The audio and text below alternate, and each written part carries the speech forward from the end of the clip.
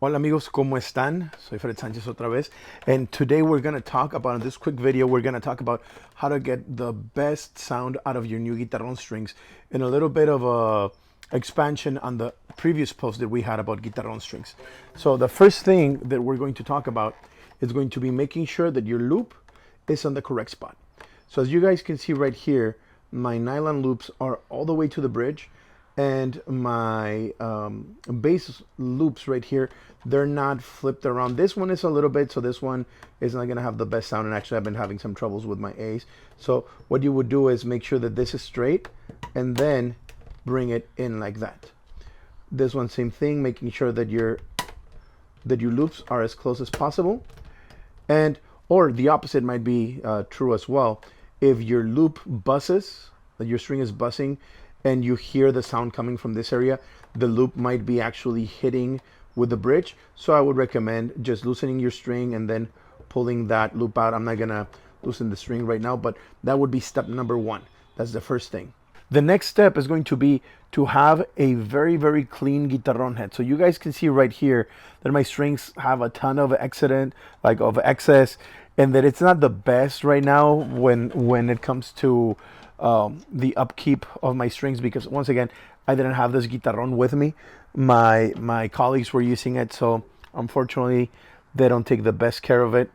I would keep this trimmed. I would trim it. If you have the regular maquinaria guitarrones, make sure that your strings aren't looping across, that you don't have that excess, because if you have that excess, it's actually going to end up causing some buzzing and vibration of the string hitting the other string. So I would be very, very mindful of that. That would be the second point to keep in mind, would be cleaning up your strings, kind of like I have right here. These right here are a prime example of what to do. These are a prime example of what not to do. And now finally, for the last point, which I know it's gonna offend particularly Zombie. Baby, I love you, but you gotta let your string stretch out, baby boy.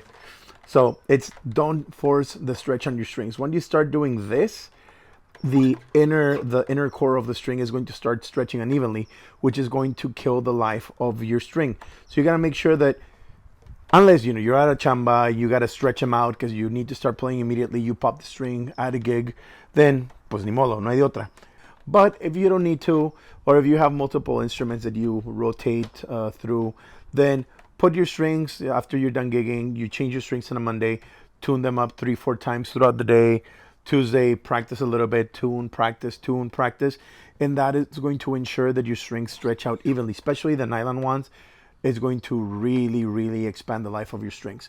And now I'm going to give you the bonus one that's not on the previous post. Rattling.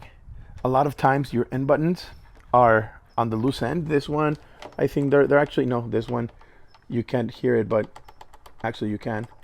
That end button's a little bit loose because this Guitarron rotates usage between a right-handed musician and a left-handed musician. So what he does, he flips it the other way, and it ends up unscrewing it, so we end up with a very, very rattly Guitarron end buttons. So make sure that your strap is always nice and tight, the end buttons are nice and tight, to avoid any type of rattling when you're playing your instrument. So those are the 4 things to look out for when changing your Guitarron strings, and to make sure that you get the best life out of your strings. See you in the next video.